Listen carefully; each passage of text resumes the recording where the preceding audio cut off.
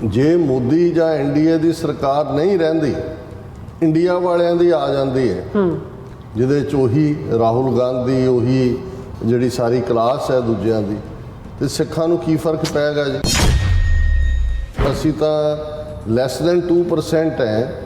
ਇਹਨਾਂ ਨੇ ਤਾਂ ਜਿਹੜੇ ਆਲਮੋਸਟ 20 ਕਰੋੜ ਮੁਸਲਮਾਨ 17-18% ਨੇ, ਉਹਨਾਂ ਨੂੰ ਵੀ ਡਿਚ ਕਰ ਦਿੱਤਾ ਹੋਇਆ। ਕੀ ਜਿਹੜਾ ਇੰਡੀਆ ਦੇ ਥੱਲੇ ਅਲਾਇੰਸ ਬਣਿਆ ਹੈ, ਇਹਨਾਂ ਨੇ ਇਹ ਕਿਹਾ ਕਿ ਜੀ ਅਸੀਂ ਉਹ ਰਿਵਰਸ ਕਰਾਂਗੇ ਸਾਰੇ ਫੈਸਲੇ ਜਿਹੜੇ ਮੋਦੀ ਸਰਕਾਰ ਨੇ ਲਏ, ਜਿਨ੍ਹਾਂ ਦੇ ਵਿੱਚ ਆਰਟੀਕਲ 370 ਕਸ਼ਮੀਰ ਦੇ ਵਿੱਚ ਖਤਮ ਕਰਨਾ ਜਾਂ ਦੂਜਾ ਬਿਲਕੁਲ ਨਹੀਂ। ਕੀ ਇਹਨਾਂ ਨੇ ਕਿਹਾ ਕਿ ਜੀ ਅਸੀਂ ਟਰੂ ਫੈਡਰਲ ਸਟਰਕਚਰ ਜਿਹੜਾ ਸਰਕਾਰੀਆ ਕਮਿਸ਼ਨ ਬਣਿਆ ਸੀ, ਜਿਹਦੀਆਂ ਰਿਕਮੈਂਡੇਸ਼ਨ ਸੀ, ਉਹਦੇ 'ਤੇ ਬੇਸ ਬਣਾਵਾਂਗੇ, ਤਾਕਤਾਂ ਸਟੇਟ ਨੂੰ ਦੇਵਾਂਗੇ? ਬਿਲਕੁਲ ਨਹੀਂ।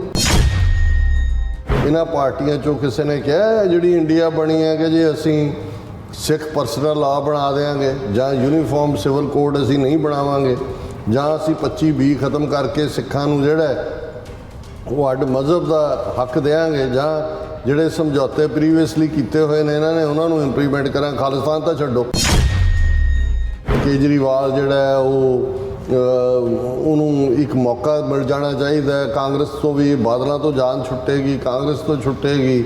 ਹੁਣ ਭਾਵੇਂ ਕਾਲਾ ਚੋਰ ਆ ਜਾਏ, ਘੱਟੋ ਘੱਟ ਇਹਨਾਂ ਤੋਂ ਫਿਰ ਅਸੀਂ ਆਪਣਾ ਨੈਰੇਟਿਵ ਸਿਰਜਣ 'ਚ ਸਾਨੂੰ ਸੌਖਾ ਕੰਮ ਹੋਏਗਾ।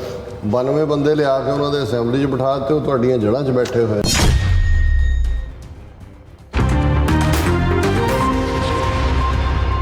ਦਰਸ਼ਕੋ, ਬ੍ਰੇਕ ਤੋਂ ਬਾਅਦ ਤੁਹਾਡਾ ਸਭ ਦਾ ਭਰਪੂਰ ਸਵਾਗਤ ਹੈ। ਸੋ ਵੀਅਰਸ, ਗੱਲਬਾਤ ਕਰਨ ਜਾ ਰਹੇ ਹਾਂ ਕਿ ਭਾਰਤ ਦੀਆਂ 30 ਦੇ ਕਰੀਬ ਵਿਰੋਧੀ ਪਾਰਟੀਆਂ ਨੇ ਇੰਡੀਆ ਜਿਹੜਾ ਹੈਗਾ ਦਾ ਨਾਂ ਜਿਹੜਾ ਸੰਗਠਨ ਬਣਾਇਆ ਹੈ, ਔਰ ਜਦੋਂ ਕਿ ਮੋਦੀ ਐਨਡੀਏ ਸਰਕਾਰ ਦੀ ਅਗਵਾਈ ਕਰ ਰਿਹਾ। ਸੋ 2024 ਦੀਆਂ ਪਾਰਲੀਮਾਨੀ ਚੋਣਾਂ ਲਈ ਦੋਵੇਂ ਧਿਰਾਂ ਵੱਲੋਂ ਪੋਸਟਰਿੰਗ ਜਿਹੜੀ ਹੈ ਉਹ ਕੀਤੀ ਜਾ ਰਹੀ ਹੈ ਕਿ ਇੰਡੀਆ ਧਿਰ ਦੇ ਜਿਹੜੇ ਪਾਵਰ ਵਿੱਚ ਆਉਣ ਨਾਲ ਸਿੱਖ ਕੌਮ ਦੀ ਹੋਣੀ ਨੂੰ ਕੋਈ ਫਰਕ ਪਵੇਗਾ ਜਾਂ ਸਾਰੇ ਹੀ ਇੱਕੋ ਹੀ ਥੈਲੀ ਦੇ ਚੱਟੇ ਵੱਟੇ ਨੇ। ਸੋ ਇਸ ਬਾਰੇ ਆਪਾਂ ਗੱਲਬਾਤ ਕਰਨ ਜਾ ਰਹੇ ਹਾਂ। ਸੋ ਅਸੀਂ ਚਾਹਾਂਗੇ ਕਿ ਤੁਸੀਂ ਇਸੇ ਤਰ੍ਹਾਂ ਬਣੇ ਰਹਿਣਾ। ਦੇਖਣ ਸੁਣਨ ਲਈ ਲਿਖਣ ਲਈ ਤੁਹਾਡਾ ਸਭ ਦਾ ਬਹੁਤ ਬਹੁਤ ਧੰਨਵਾਦ ਜੀ। ਡਾਕਟਰ ਸਾਹਿਬ, ਕੀ ਕਹਿਣਾ ਚਾਹੋਗੇ?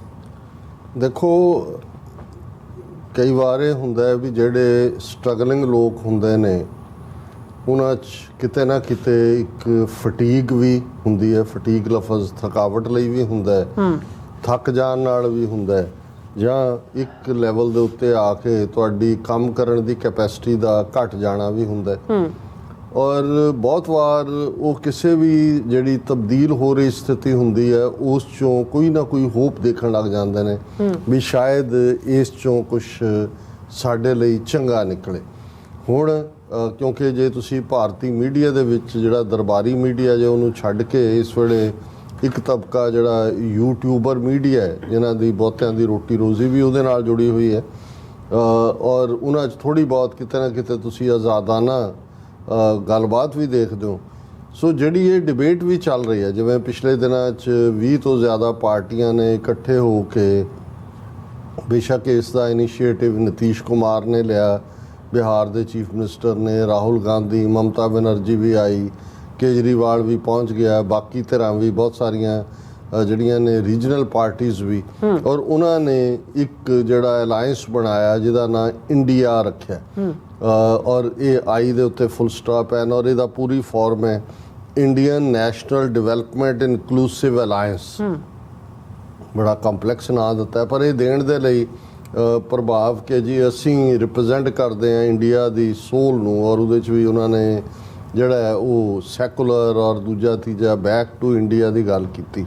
ਔਰ ਇਹ ਕਿਉਂਕਿ 2024 ਦੀਆਂ ਪਾਰਲੀਮੈਂਟ ਦੀਆਂ ਚੋਣਾਂ ਨੇ ਸਿਰ ਦੇ ਉੱਤੇ, ਔਰ ਇਸ ਨੂੰ ਇਸ ਕਵਾਇਦ ਵਜੋਂ ਦੇਖਿਆ ਜਾ ਰਿਹਾ ਕਿ ਜੀ ਆਪੋਜੀਸ਼ਨ ਪਾਰਟੀਆਂ ਜਿਹੜੀਆਂ ਨੇ ਉਹ ਇਸ ਸਾਰੇ ਦੇ ਉੱਤੇ ਮੋਦੀ ਨੂੰ ਜਾਂ RSS ਨੂੰ ਘੇਰਨ ਲਈ, ਹਾਲਾਂਕਿ ਜਿਹੜਾ ਅਲਾਇੰਸ ਸਭ ਤੋਂ ਪਹਿਲਾਂ ਵਾਜਪਾਈ ਨੇ ਬਣਾਇਆ ਸੀ 1998 ਪੀਰੀਅਡ 'ਚ, 1999 ਦੋ ਵਾਰ ਵਾਜਪਾਈ 13 ਦਿਨ ਔਰ 13 ਮਹੀਨੇ ਸਰਕਾਰ 'ਚ ਰਿਹਾ, ਫਿਰ 5 ਸਾਲ ਵੀ ਪੂਰੇ ਕੀਤੇ। ਸੋ ਪਹਿਲੀ ਜਿਹੜੀ ਹਕੂਮਤ ਉਹਨੇ ਬਣਾਈ ਸੀ ਨੈਸ਼ਨਲ ਡੈਮੋਕ੍ਰੈਟਿਕ ਅਲਾਇੰਸ ਦੇ ਥੱਲੇ 30 ਤੋਂ ਜ਼ਿਆਦਾ ਪਾਰਟੀਆਂ ਉਸ ਦਾ ਹਿੱਸਾ ਸੀ।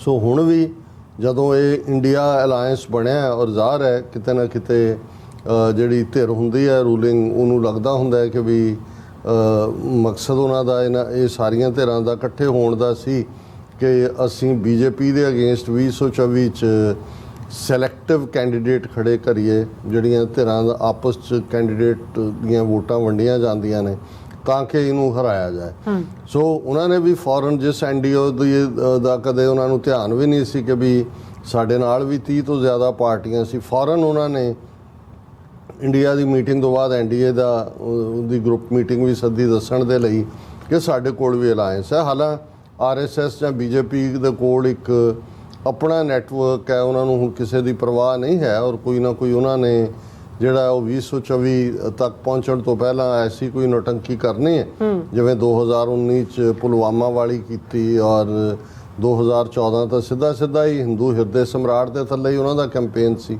ਸੋ 2024 ਚ ਪਹੁੰਚਦਿਆਂ ਹਾਲਾਂਕਿ ਜੋ ਕੁਝ ਮਨੀਪੁਰ ਦੇ ਹਵਾਲੇ ਨਾਲ ਚੱਲ ਰਿਹਾ ਹੈ ਜਾਂ ਜਿਵੇਂ ਮੋਦੀ ਦੀ ਅਮਰੀਕਾ ਯਾਤਰਾ ਜਾਂ ਫਰਾਂਸ ਯਾਤਰਾ ਦੀ ਫੂਕ ਨਿਕਲੀ ਹੈ, ਉਹਨੂੰ ਉਹ ਕੈਲਕੂਲੇਟ ਕਰ ਰਹੇ ਨੇ। ਜੋ ਉਹਨਾਂ ਨੂੰ ਲੱਗਾ ਵੀ ਕਿ ਵੀ ਇਹ ਮੋਦੀ ਸ਼ਾਇਦ ਹੁਣ ਅਸੈਟ ਦੀ ਥਾਂ ਤੇ ਅਸਾਸਾ ਨਾ ਹੋ ਕੇ ਲਾਇਬਿਲਿਟੀ ਹੈ, ਭਾਰ ਹੈ, ਫਿਰ ਉਹਨੂੰ ਐਲੀਮੀਨੇਟ ਕਰ ਦੇਣਗੇ, ਪਾਸੇ ਕਰ ਦੇਣਗੇ, ਉਹਨੂੰ ਲੈ ਆਣਗੇ, ਯੋਗੀ ਨੂੰ ਲੈ ਆਣਗੇ ਜਾਂ ਉਹ ਬੈਠਾ ਹੈ ਗੈਂਡੇ ਦਾ ਬੱਚਾ ਅਮਿਤ ਸ਼ਾਹ, ਉਹਨੂੰ ਲੈ ਆਣਗੇ। ਉਹ ਉਹਨਾਂ ਦੇ ਕੋਲ ਉਹ ਸਾਰਾ ਪਾਰਟ ਹੈ ਕਿ ਵੀ ਉਹਨਾਂ ਨੇ ਕਿਵੇਂ ਬਾਈ ਹੁੱਕ ਔਰ ਬਾਈ ਕਰੁੱਕ 2024 ਨੂੰ ਜਿੱਤਣਾ। ਲੇਕਿਨ ਇਸ ਸਭ ਦੇ ਚੱਲਦਿਆਂ ਸਿੱਖ ਹਲਕਿਆਂ ਦੇ ਵਿੱਚ ਹੁਣ ਸਿੱਖਾਂ ਦੀ ਜਿਹੜੀ ਨੁਮਾਇੰਦਾ ਧਿਰ ਪੰਜਾਬ 'ਚ ਰਹੀ ਲੰਬਾ ਵਕਤ, ਉਹ ਤਾਂ ਬਾਦਲ ਅਕਾਲੀ ਦਲ ਹੀ ਹੈ। ਉਹ ਦੋਨੋਂ ਪਾਸੇ ਕਿਸੇ ਅਲਾਇੰਸ 'ਚ ਨਹੀਂ ਗਿਆ ਕਿਉਂਕਿ ਦੂਸਰੇ ਪਾਸੇ ਤਾਂ ਜਾਣਦਾ ਹੈ ਨਹੀਂ। ਉਹ ਤਾਂ ਬਾਦਲ ਨੇ ਖੁਦ ਹੀ ਆਪਣੇ ਹੱਥ ਪੈਰ ਕੱਟੇ ਹੋਏ ਸੀ ਕਿ ਬਈ ਅਸੀਂ ਇਹਨਾਂ ਦੀ ਪਤੀ ਪਤਨੀ ਦਾ ਰਿਸ਼ਤਾ ਸਾਡਾ, ਪਰ ਇਹਨਾਂ ਨੇ ਵੀ ਨਹੀਂ ਸੱਦਿਆ। ਜਿਹੜੀ ਐਨਡੀਏ ਦਾ ਹੋਇਆ ਰਾਦਰ ਢੀਂਡਸੇ ਨੂੰ ਉਹਨਾਂ ਨੇ ਇਨਵਾਈਟ ਕੀਤਾ, ਢੀਂਡਸਾ ਪੀਲੀ ਪੱਗ ਬੰਨ੍ਹ ਕੇ ਉੱਥੇ ਬੈਠਾ ਹੋਇਆ ਸੀ। ਹਾਲਾਂਕਿ ਉਹਨਾਂ ਨੂੰ ਵੀ ਪਤਾ ਹੈ ਵੀ ਇਹਨਾਂ ਦੀ ਕੀ ਔਕਾਤ ਹੈ। ਲੇਕਿਨ ਇਹ ਜਦੋਂ ਅੱਜ ਦੇ ਮੀਡੀਆ 'ਚ ਤੁਸੀਂ ਦੇਖੋਗੇ ਕਿ ਮੋਦੀ ਨੇ ਰਿਡੀਕਿਊਲ ਕੀਤਾ ਇੰਡੀਆ ਨੂੰ। ਉਹਨੇ ਕਿਹਾ ਜੀ ਇਹ ਇੰਡੀਆ ਲਫ਼ਜ਼ ਦੇ ਨਾਲ ਥੋੜ੍ਹੀ ਜਿੱਤ ਹੋ ਜਾਂਦੇ। ਉਹਨੇ ਕਿਹਾ ਜੀ ਈਸਟ ਇੰਡੀਆ ਕੰਪਨੀ ਜਿਹੜੀ ਅੰਗਰੇਜ਼ਾਂ ਦੀ ਸੀ ਉਹ ਵੀ ਜਿਹੜੀ ਹੈ ਉਹ ਉਹਨਾਂ ਦੇ ਵਿੱਚ ਇੰਡੀਆ ਲੱਗਦਾ ਸੀ। ਫਿਰ ਇੱਕ ਮੁਸਲਮਾਨਾਂ ਦੀ ਤਨਜ਼ੀਮ ਜਿਹੜਾ ਚੰਗਾ ਕੰਮ ਕਰ ਰਹੀ ਸੀ, ਇਹਨਾਂ ਨੇ ਬੈਨ ਕਰਤਾ, ਪੋਪੂਲਰ ਫਰੰਟ ਆਫ ਇੰਡੀਆ ਕਹਿ ਕੇ ਉਹਨੂੰ ਮੋਦੀ ਉਹਨੂੰ ਕੋਟ ਕਰ ਰਿਹਾ। ਉਹਨੇ ਕਿਹਾ ਜੀ ਉਹਨਾਂ ਨੇ ਵੀ ਜਿਹੜੀ ਇਹ ਦਹਿਸ਼ਤਗਰਦ ਜਮਾਤ ਸੀ ਉਹਨਾਂ ਨੇ ਵੀ ਇੰਡੀਆ ਲਫ਼ਜ਼ ਇਸਤੇਮਾਲ ਕੀਤਾ ਹੋਇਆ ਸੀ ਤੇ ਇੰਡੀਅਨ ਮੁਜਾਹਿਦੀਨ। ਹੁਣ ਇਹਦੇ 'ਚ ਜੇ ਤੁਸੀਂ ਸੂਖਮ ਰੂਪ ਦੇ ਵਿੱਚ ਦੇਖੋ ਤਾਂ ਅਲਟੀਮੇਟਲੀ ਈਵਨ ਇੰਡੀਆ ਲਫ਼ਜ਼ ਕਦੇ ਵੀ ਆਰਐਸਐਸ ਨੇ ਅਡਾਪਟ ਨਹੀਂ ਕੀਤਾ। ਇੰਡੀਆ ਲਫ਼ਜ਼ ਜਾਂ ਇੰਡੀਆ ਦਾ ਝੰਡਾ ਵੀ ਤਿਰੰਗਾ ਆਰਐਸਐਸ ਦੇ ਹੈੱਡਕੁਆਰਟਰ ਤੇ ਹੁਣ ਤੋਂ 10-12 ਸਾਲ ਪਹਿਲਾਂ ਇਹਨਾਂ ਨੇ ਚਲਾਇਆ ਜਾਂ 12-14 ਸਾਲ ਪਹਿਲਾਂ ਕਦੇ ਵੀ, ਕਿਉਂਕਿ ਨਾ ਸਾਵਰਕਰ ਨੇ ਤਿਰੰਗੇ ਨੂੰ ਮੰਨਿਆ ਸੀ, ਨਾ ਗੋਲਵਲਕਰ ਨੇ ਮੰਨਿਆ, ਨਾ ਹੈਡਗਵੇਅਰ ਨੇ ਮੰਨਿਆ। ਕਿਉਂਕਿ ਉਹਨਾਂ ਦੇ ਲਈ ਤਾਂ ਜੇ ਤੁਸੀਂ ਅੱਜ ਵੀ ਦੇਖੋਗੇ ਆਰਐਸਐਸ ਦਾ ਝੰਡਾ, ਕਿਉਂਕਿ ਹਿੰਦੂ ਰਾਸ਼ਟਰ ਹੈ, ਉਹੀ ਜਿਹੜਾ ਭਗਵਾ ਔਰ ਉਹੀ ਤਰਸ਼ੂਲ ਮਾਰਕਾ ਉਹਨਾਂ ਦਾ ਝੰਡਾ, ਉਹਨਾਂ ਦੇ ਲਈ ਇਹ ਮੈਟਰ ਨਹੀਂ ਕਰਦਾ। ਪਰ ਜਦੋਂ ਅੱਜ ਮੋਦੀ ਇਹਨਾਂ ਨੂੰ ਰਿਡੀਕਿਊਲ ਕਰਨ ਦੇ ਲਈ ਇਹ ਤਿੰਨ ਧਿਰਾਂ ਦਾ ਨਾਂ ਰਹਿ ਰਿਹਾ, ਈਸਟ ਇੰਡੀਆ ਕੰਪਨੀ ਦਾ, popular front of India, Indian Mujahideen, ਤੇ ਇਸ ਤੋਂ ਤੁਹਾਨੂੰ ਹਾਲਾਂ ਉਹਨੇ ਇੰਡੀਆ ਲਫ਼ਜ਼ ਨੂੰ ਭੰਨਣ ਲਈ ਇਹ ਗੱਲ ਕਹੀ, ਲੇਕਿਨ ਉਹਨੂੰ ਖੁਦ ਇਹ ਭੁੱਲ ਜਾਂਦਾ ਹੈ ਕਿ ਭਾਈ ਉਹ ਤਾਂ ਜਦੋਂ ਮੇਕ ਇਨ ਇੰਡੀਆ ਕਹਿੰਦੇ ਹੋ ਜਾਂ ਦੂਜੇ ਕਹਿੰਦੇ ਤੁਸੀਂ ਵੀ ਉਸੇ ਇੰਡੀਆ ਨੂੰ ਕਰ ਰਹੇ ਹੁੰਦੇ ਹੋ। ਲੇਕਿਨ ਉਹ ਉਹਨਾਂ ਦੇ ਲਈ with the stroke of the pen ਜਦੋਂ ਮਰਜ਼ੀ ਉਹ ਬਦਲ ਦੇਣ, ਕੋਈ ਮੈਟਰ ਨਹੀਂ ਕਰਦਾ। ਹੁਣ ਇਹ ਤਾਂ ਸਿਨੈਰੀਓ ਇਹਨਾਂ ਦਾ ਆਪਸ ਚੱਲ ਰਿਹਾ ਹੈ, ਆਪੋਜੀਸ਼ਨ ਧਿਰਾਂ ਦਾ ਔਰ ਰੂਲਿੰਗ ਧਿਰ ਦਾ। ਮਨੀਪੁਰ ਦਾ ਇਸ਼ੂ ਆੜੇ ਆਇਆ ਇਹਨਾਂ ਦੇ ਆਪੋਜੀਸ਼ਨ ਦੇ, ਮੋਦੀ ਬੋਲ ਨਹੀਂ ਰਿਹਾ, ਇਸ ਦੇ ਉੱਤੇ ਆਉਂਦਾ ਡਿਫੈਂਸਿਵ ਕੀਤਾ ਹੋਇਆ। ਟਾਕ ਸ਼ੋ ਵਾਲਿਆਂ ਨੂੰ ਵੀ ਮੌਕੇ ਮਿਲ ਗਏ ਇਸ ਦੇ ਉੱਤੇ ਗੱਲ ਕਰਨ ਦੇ। ਲੇਕਿਨ ਜਦੋਂ ਅਸੀਂ ਸਿੱਖ ਪਰਸਪੈਕਟਿਵ ਤੋਂ ਦੇਖਦੇ ਹਾਂ, ਜੇ ਮੋਦੀ ਜਾਂ ਐਨਡੀਏ ਦੀ ਸਰਕਾਰ ਨਹੀਂ ਰਹਿੰਦੀ, ਇੰਡੀਆ ਵਾਲਿਆਂ ਦੀ ਆ ਜਾਂਦੀ ਹੈ, ਜਿਹਦੇ 'ਚ ਉਹੀ ਰਾਹੁਲ ਗਾਂਧੀ, ਉਹੀ ਜਿਹੜੀ ਸਾਰੀ ਕਲਾਸ ਹੈ ਦੂਜਿਆਂ ਦੀ, ਤੇ ਸਿੱਖਾਂ ਨੂੰ ਕੀ ਫਰਕ ਪਏਗਾ ਜੀ? ਜੇ ਇਹ ਕਹਿਣਾ ਹੋਏ ਕਿ ਭਾਈ ਈਵਨ ਇਹਨਾਂ ਨੇ, ਅਸੀਂ ਤਾਂ ਲੈਸ ਦੈਨ 2% ਹੈ, ਇਹਨਾਂ ਨੇ ਤਾਂ ਜਿਹੜੇ ਆਲਮੋਸਟ 20 ਕਰੋੜ ਮੁਸਲਮਾਨ 17-18% ਨੇ, ਉਹਨਾਂ ਨੂੰ ਵੀ ਡਿਚ ਕਰ ਦਿੱਤਾ ਹੋਇਆ। ਕੋਈ ਜਿਹੜੀ ਇਹ ਨਵੀਂ ਧਿਰ ਬਣੀ ਹੈ, ਕੀ ਇਹਨਾਂ ਨੇ ਇਹ ਗੱਲ ਕਹੀ ਹੈ ਕਿ ਜੀ ਇਹ ਮੋਦੀ ਐਂਡ ਕੰਪਨੀ ਜਾਂ ਐਨਡੀਏ ਜਿਹੜੀ ਹੈ ਇਹ ਤਾਂ ਯੂਨਿਟਰੀ ਇੰਡੀਆ ਵੱਲ ਜਾ, ਔਰ ਤੁਸੀਂ ਦੇਖੋਗੇ ਵੀ ਇਸ ਹੱਦ ਤੱਕ ਇਸ ਵੇਲੇ ਫੈਡਰਲ ਸਿਸਟਮ ਨੂੰ ਖਤਮ ਕਰ ਦਿੱਤਾ ਗਿਆ ਹੈ।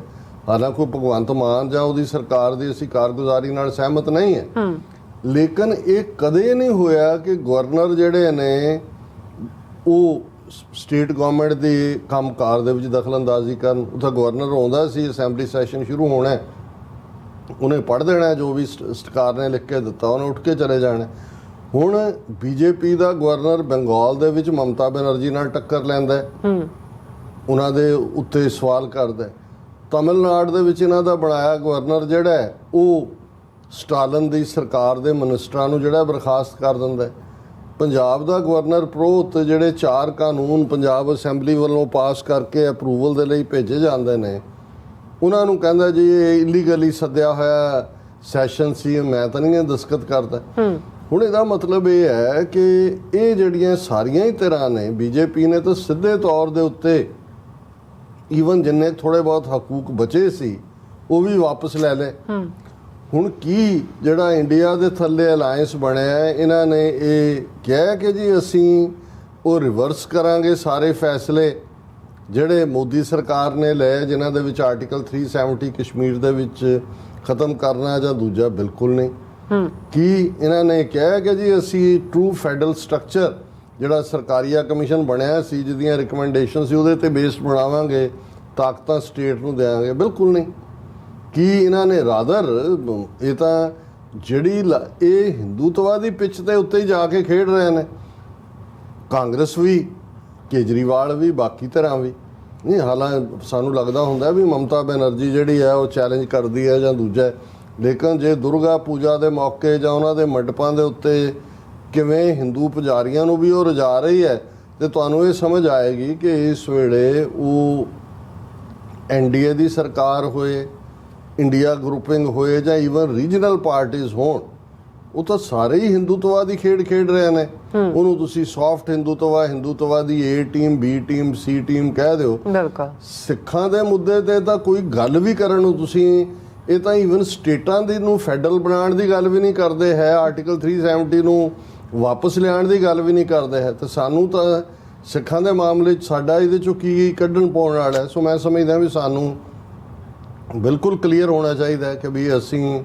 ਠੀਕ ਹੈ, ਜਿਹਨੂੰ ਤੁਸੀਂ ਕਹਿੰਦੇ ਹੋ ਵੀ ਉਹ ਜ਼ੁਬਾਨੀ ਜਮ੍ਹਾਂ ਖਰਚ ਕਰਨਾ ਠੀਕ ਹੈ ਡਿਬੇਟ ਦੇ ਲਈ ਕਿ ਜੀ ਕੌਣ ਜਿੱਤੇਗਾ ਕੌਣ ਹਾਰੇਗਾ। ਬਿਲਕੁਲ ਸਾਡੇ ਲਈ ਕਾਂਗਰਸ, ਬੀਜੇਪੀ, ਆਮ ਆਦਮੀ, ਖੇਤਰੀ ਪਾਰਟੀਆਂ, ਦੂਜੇ ਤੀਜੇ ਕੋਈ ਮਾਇਨੇ ਨਹੀਂ ਰੱਖਦੀਆਂ, ਕਿਉਂਕਿ ਇਹਨਾਂ ਸਾਰਿਆਂ ਦੀਆਂ ਕੋਈ ਇਹਨਾਂ ਪਾਰਟੀਆਂ 'ਚੋਂ ਕਿਸੇ ਨੇ ਕਿਹਾ ਜਿਹੜੀ ਇੰਡੀਆ ਬਣੀ ਹੈ ਕਿ ਜੇ ਅਸੀਂ ਸਿੱਖ ਪਰਸਨਲ ਲਾ ਬਣਾ ਦੇਵਾਂਗੇ ਜਾਂ ਯੂਨੀਫਾਰਮ ਸਿਵਲ ਕੋਡ ਅਸੀਂ ਨਹੀਂ ਬਣਾਵਾਂਗੇ ਜਾਂ ਅਸੀਂ 25-20 ਖਤਮ ਕਰਕੇ ਸਿੱਖਾਂ ਨੂੰ ਜਿਹੜਾ ਉਹ ਅੱਡ ਮਜ਼ਹਬ ਦਾ ਹੱਕ ਦੇਵਾਂਗੇ ਜਾਂ ਜਿਹੜੇ ਸਮਝੌਤੇ ਪ੍ਰੀਵੀਅਸਲੀ ਕੀਤੇ ਹੋਏ ਨੇ ਇਹਨਾਂ ਨੇ ਉਹਨਾਂ ਨੂੰ ਇੰਪਲੀਮੈਂਟ ਕਰਾਂ, ਖਾਲਿਸਤਾਨ ਤਾਂ ਛੱਡੋ।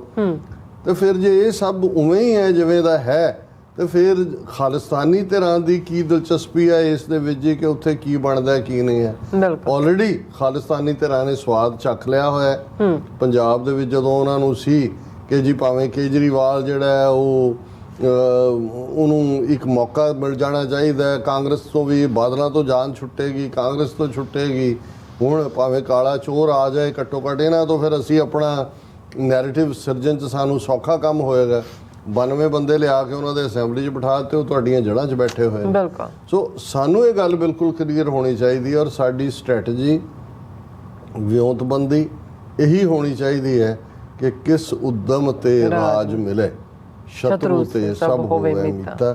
ਖਾਲਿਸਤਾਨ ਫੋਕਸਡ ਸਾਡੀ ਸੋਚ ਹੋਏ, ਜਦੋਂ ਅਸੀਂ ਖੱਬੇ ਸੱਚੇ ਦੇਖਣ ਲੱਗ ਜਾਂਦੇ ਹਾਂ ਉਦੋਂ ਫਿਰ ਸਾਡਾ ਇਸ਼ੂ ਜਿਹੜਾ ਡਾਇਲੂਟ ਹੁੰਦਾ ਹੈ। ਸੋ ਇਹ ਮੈਸੇਜ ਬਿਲਕੁਲ ਜਦੋਂ ਤੁਸੀਂ ਇਹਨਾਂ ਸਾਰਿਆਂ ਨੂੰ ਹੀ ਦੇਖੋਗੇ ਤੇ ਅਲਟੀਮੇਟਲੀ ਇਹ ਸਾਰੇ ਹੀ ਹਿੰਦੂਤਵੀ ਪਹਿਲਵਾਨ ਨੇ ਔਰ ਆਪੋ ਆਪਣੀ ਜਿਹੜੀ ਹੈ ਉਹ ਪਿੱਚ ਦੇ ਉੱਤੇ ਹਿੰਦੂਤਵਾ ਦੇ ਨਾਲ ਹੀ ਖੇਡ ਰਹੇ ਨੇ, ਕੋਈ ਜਿਹੜਾ ਸਖਤ ਗੱਲ ਕਰਕੇ, ਕੋਈ ਦੂਜਾ ਕਰਕੇ। ਹਾਲਾਂ ਜੇ ਕਿਸੇ ਨੂੰ ਲੱਗਦਾ ਵੀ ਮੋਦੀ ਐਂਡ ਕੰਪਨੀ ਮਨੀਪੁਰ ਹੋ ਗਿਆ, ਦੂਜਾ ਉਹਦੀ ਡਿਫੀਟ ਫਲਾਣਾ, ਜਿਵੇਂ ਕੁਛ ਕਹਿ ਵੀ ਰਹੇ ਨੇ ਸਤਪਾਲ ਮਲਕ ਵਰਗੇ ਸਾਹਿਬ, ਇਵੇਂ ਨਹੀਂ ਹੈ। ਅਜੇ ਇਹਨਾਂ ਦੀ ਤੁਸੀਂ ਨੌਟੰਕੀ ਨਹੀਂ ਦੇਖੀ, ਕਿਉਂਕਿ ਇਹਨਾਂ ਦੇ ਲਈ ਇਹ ਦਰਿੰਦੇ ਨੇ। ਹਿਊਮਨ ਲਾਈਫ ਕੋਈ ਮੈਟਰ ਨਹੀਂ ਕਰਦੀ। ਜੇ ਆਪਣੇ 40 ਸੋਲਜਰ ਪੁਲਵਾਮਾ 'ਚ ਮਰਵਾ ਕੇ ਔਰ ਬਾਲਾਕੋਟ ਦਾ ਡਰਾਮਾ ਕਰਕੇ 2019 ਦੀਆਂ ਇਲੈਕਸ਼ਨਾਂ ਜਿੱਤ ਸਕਦੇ ਨੇ ਤੇ 2024 ਤੱਕ ਪਹੁੰਚਦੇ ਆ। ਅਜੇ ਤਾਂ ਮਹੀਨਾ ਜੁਲਾਈ ਦਾ ਚੱਲ ਰਿਹਾ ਹੈ ਔਰ ਇਹਨਾਂ ਨੇ ਸਿੱਖਾਂ ਨੂੰ ਵੀ ਨਿਸ਼ਾਨੇ ਤੇ ਲਿਆ ਹੋਇਆ ਹੈ। ਸਿੱਖਾਂ ਦੇ ਖਿਲਾਫ ਵੀ ਕੋਈ ਵੱਡੀ ਕਾਰਵਾਈ ਕਰ ਸਕਦੇ ਨੇ ਜੀ। ਪਾਕਿਸਤਾਨ ਦੇ ਖਿਲਾਫ ਕਰਨ ਤੋਂ ਪਹਿਲਾਂ ਸ਼ਾਇਦ ਹੁਣ ਸੋਚਣ, ਲੇਕਿਨ ਕੋਈ ਨਾ ਕੋਈ ਐਸਾ ਜਦੋਂ ਮੋਦੀ ਅਮਰੀਕਾ ਔਰ ਫਰਾਂਸ ਆ ਰਿਹਾ ਹੈ 2 ਮਹੀਨੇ 2.5 ਮਹੀਨੇ ਤੋਂ ਮਨੀਪੁਰ ਜੋ ਕਰ ਰਹੇ ਨੇ, ਉਹਨਾਂ ਨੇ ਵੀ ਇਹ ਦੇਖ ਲਿਆ ਹੋਇਆ ਕਿ ਵੀ ਇਸ ਵੇਲੇ ਉਹਨਾਂ ਦਾ ਫੋਕਸ ਆਪਣੇ ਹਿੰਦੂ ਵੋਟਰਸ ਨੂੰ ਖੁਸ਼ ਕਰਨਾ ਹੈ।